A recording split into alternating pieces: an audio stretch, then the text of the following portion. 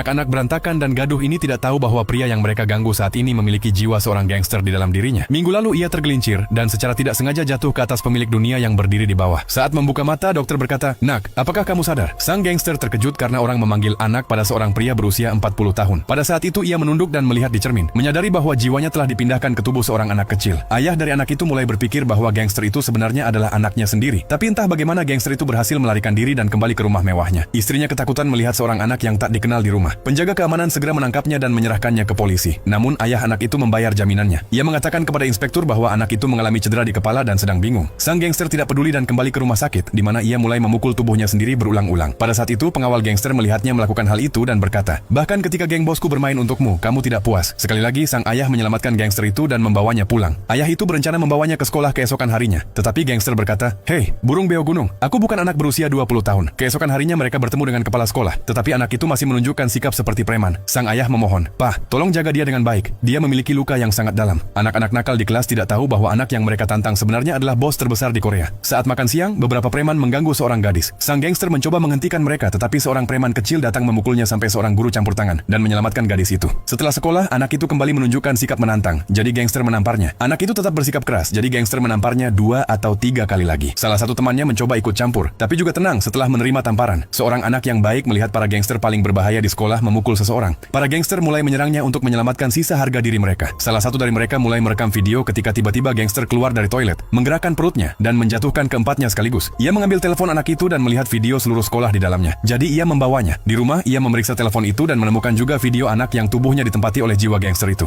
Hari itu, anak-anak itu telah mengganggunya, yang menyebabkan ia jatuh dari gedung dan jiwa mereka saling bertukar. Melihat ini, gangster itu pergi kepada pengawal setianya dan berkata, "Aku adalah bosmu." Pria itu pikir semua ini terdengar seperti omong kosong, tetapi kemudian anak itu berbicara tentang hal-hal yang hanya diketahui gangster itu. Mendengarnya, pria itu percaya bahwa anak itu benar-benar dirinya. Anak itu berkata bahwa beberapa gadis nakal di sekolah mengganggu seorang gadis cantik dan menyarankan untuk mengirim beberapa orang untuk menculik mereka dan jika mungkin mematahkan 3 atau 4 tulang mereka.